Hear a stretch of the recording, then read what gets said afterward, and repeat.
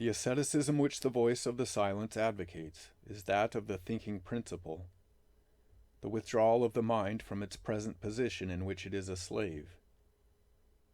The mind is a victim of internal images, composed of elemental lives which form the desire principle, and these awaken the senses to activity and make them the feeders of that principle. Man's objective world is but a reflection, a shadowy emanation of this subjective plane of desire images. In the waking state of consciousness, man does not live in the world of the mind, but in that of the senses ensouled by desires within which the mind is captive. Man's so-called reasoning is not a pure activity engendered by the mind, but is premised on sense impressions which are permeated by desires. Even men of science in using their minds proceed from sense data to deductions, and though in most of them, personal desires in connection with the objects of observation are in abeyance, they yet suffer from their dependence on desire-shot senses. The eyes of a drunken man see things askew. The mind of one who in drawing his conclusions depends on the senses fraught with the desire principle also sees askew. Sense data to be true and sense observations to be accurate must be devoid of the forces of the desire principle. When esoteric philosophy calls the world of objects illusory, it means that it is so not in the sense that the objects do not exist, but in the sense that our valuation of them is false. The objective world may well be compared to a great bazaar, in which desire-enslaved minds, not knowing the true prices of things, are taken in, have to bargain, to haggle, and to wrangle for things needed, and have to be tempted to want and to acquire other things. The mind thus exploited in the bazaar of the objective world gains experience and learns to evaluate each object at its proper worth, and then, and not before then, man begins to live in that world. Our difficulty, then, as will be readily seen, does not inhere in the objects, but in our ignorance of the true values of those objects, due to our desires in which the mind is imprisoned. Desires by themselves, unaided by the power of thought, would be innocuous. Energized by it, they make man the worst of the animal kingdom. Therefore, our textbook calls this mind the slayer of the real, and at the very outset gives the injunction to the disciple to slay the slayer. It also states the method: become indifferent to objects of perception. This mind, captivated by desire, which courses in the nervous system of the body, is called the chief of the senses, and it is this mind sense which makes man different from the animal, capable of becoming superior to it, as also of developing into the most cunning and the most carnal of beasts. Having become indifferent to objects of perception, the pupil must seek out the Raja of the senses, the thought producer, he who awakes illusion. The mind is the great slayer of the real. Let the disciple slay the slayer. It is the activity of this mind in the objective world which has first to be handled by the aspirant. Unless we see that these objects become channels, offer food to internal images, and help to satisfy our cravings, we shall not be able to evaluate them correctly. We value an object in terms of the satisfaction or the delight which it gives to our desire-fraught senses. This is the cause of illusion, which is ignorance, not total absence of knowledge, but the false evaluation of objects, mistaking lust for love. If thou wouldst cross the first hall safely, let not thy mind mistake the fires of lust that burn therein for the sunlight of life. The thought producer makes love out of lust, and when this is seen in actual life experience, a real step forward is taken by the practitioner. When this is seen, the weakness of the world of objects compared to the strength of the world of images is recognized. It is this seeing, when not understood, which tempts the aspirant to run away from the world to the jungle. When a seeker after light within sees the activity of the outer world of objects, he naturally attempts to close the windows through which the objects attack him. In that retreat, psychological or physical, a short respite from that attack is all that he obtains. Very soon he locates the root of his trouble. The attraction or the aversion which the objects exert over him are not in the external objects, but in the internal images, memory pictures of the past, not only of this life, but also of previous incarnations. Withhold thy mind from all external objects, all external sights.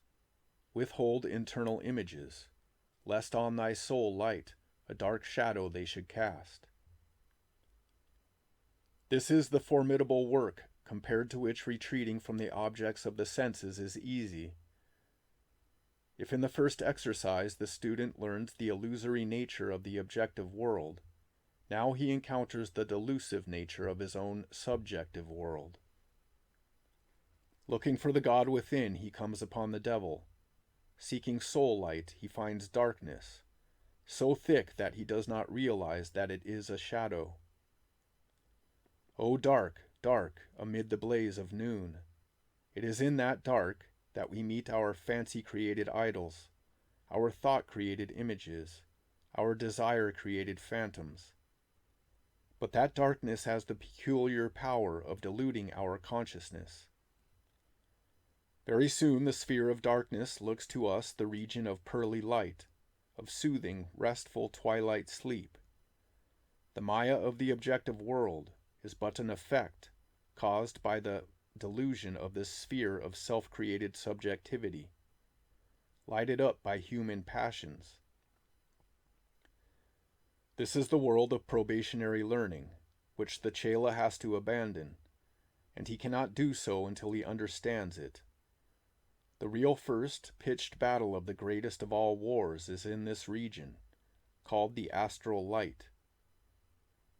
When the power of his vow, made in the objective world, stirs in him, the fighter in the astral light feels that he is in a place where he ought not to be, that he must not listen to the sounds of these images, but to the word of the soul within. Theoretically, every student knows that lower manas is different from higher manas, that kama manas is demoniac, and buddhi manas divine. But the truth has to be experienced, and we know the nature of the soul's mind when we overthrow some of the enemy troops, when we destroy some of our thought-created images. The great temptation for the probationary student issues forth from the enhanced sense delight when the plasticity of astral light is handled and absorbed. It is like the exhilarated state of the person who has just taken strong drink. Often, instead of fighting right away the already created images, he falls prey to the temptation of creating new ones.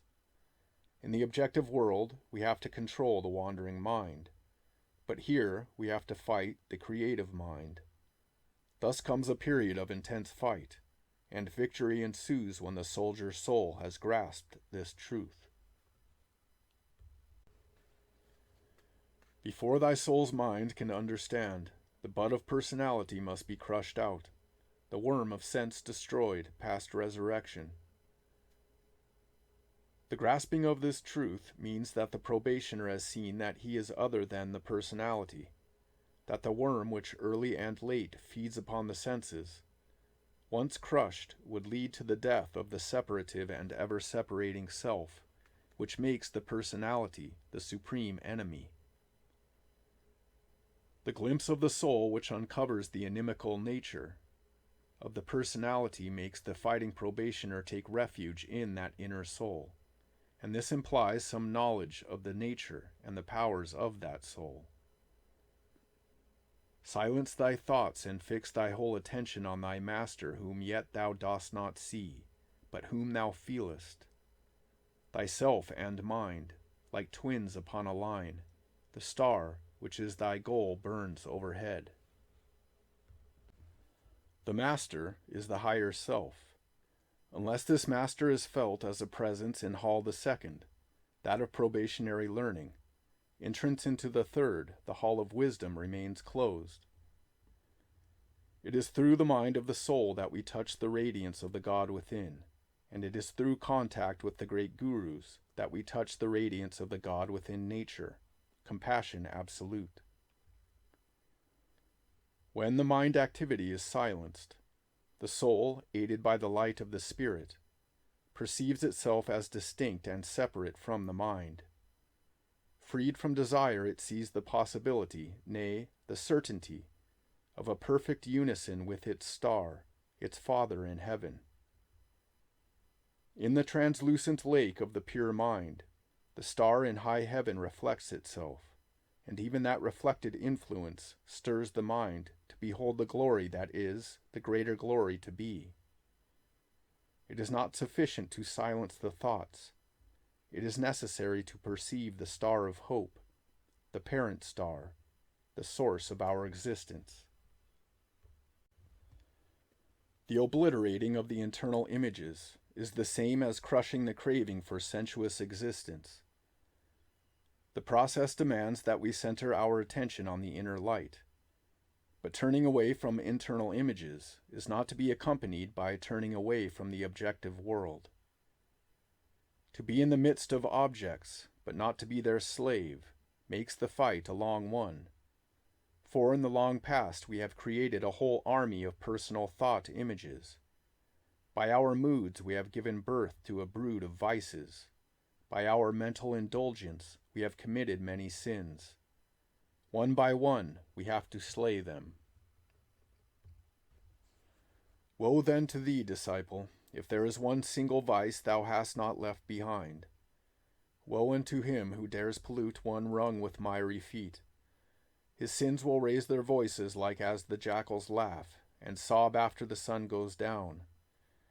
His thoughts become an army, and bear him off a captive slave. This does not mean that the probationer is expected to be flawless before he starts, but he has to learn and attain purity before he passes through the golden gate into the hall of wisdom, and has won the right to abide therein permanently. As a probationer, he has his day when he basks in the radiance of the spiritual sun, and then his night, the dark night of the soul, during which his mind sins, laugh the jackal's laugh, which is the cry of agony, terrifying to him, tempting him to his fall, nay, to his very doom. The jackals move in packs, and therefore are able to hunt down sheep and even antelopes. When unable to obtain living prey, they feed on carrion, and cunningly they follow cheetahs and even lions in order to finish the carcass after the latter have eaten their fill. The comparison of our lower thoughts to jackals is most apt, for they attack in packs our high thoughts and our noble aspirations, and when they cannot prey upon these living images, they sniff out slumbering and dying ones, and gorge on the latter. A phenomena which is related to precipitation of karma and the like. Also, like the jackal, our lower thought images have an offensive odor, for they too, like the jackal, secrete foulness from the base of their tails. Now we are told how we should deal with these our past creations. One single thought about the past that thou hast left behind will drag thee down, and thou wilt have to start the climb anew. Kill in thyself all memory of past experiences. Look not behind, or thou art lost. If we do not choke off the memory of the past, if we dwell in it, we relive the past subjectively and rejuvenate the thought images. But now we have increased our power of thought, and so these images express themselves more strongly. All students of theosophy know that a storehouse of our past karma exists, but all do not know that in the subjective realm ghosts, and elementaries of dead objective actions often work havoc. The last quotation of the first fragment of our textbook we should consider is this: "Before the path is entered, thou must destroy thy lunar body, cleanse thy mind body, and make clean thy heart." In a footnote, HPB explains that the astral form produced by desire has to be destroyed. The desire body ordinarily is formed after the death of the body, and before the ego goes into devachan, freeing itself from that form. But in the life of the probationer, as he enters the kingdom of the quickened, leaving behind that of the dead, there is the desire body phenomena related to that of the dweller on the threshold. The quickened soul becomes consciously alive when, by chasing away from the field of the mind all desire-fed thought images, he begins to live by the power of the clean heart. For this dual process, dispersing the desire body and awakening the higher self, so that it can ensoul the mind, the objective world proves of great benefit. The objective world of actions is not only valuable for enabling us to compare, to contrast, and to concentrate, but it also proves a most helpful sphere when the strife of the subjective kind is on, of which mention is made above. The way the probationer has to learn to make use of the objective world is through the right performance of duty. Duty is the axis round which his objective world rotates. Mistakes made about duty, neglect of or dilatoriness in that which should be done, undertaking that which is not our business, etc., all become sins of omission and of commission. If a probationer is rightly busy with real duty, he finds no time for mischief, unconsciously done.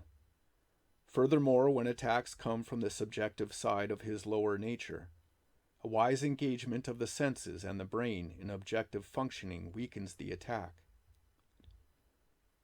Occultism advocates that we do not strengthen the enemy by brooding about him, nor by directly fighting him. Take no particular notice of the enemy, but keep the consciousness busy with protective and profitable mental and physical work. No probationer can meditate and study hours on end, and therefore calls of mundane duty like the earning of livelihood, etc., are highly beneficial and very necessary. Not the invention of special work, but the doing of what there is to do, expands the field of duty till humanity becomes our family, and the world our country. Duty is the divinity that shapes our objective world to perfection. Duty is the God of the objective world. That is the truth.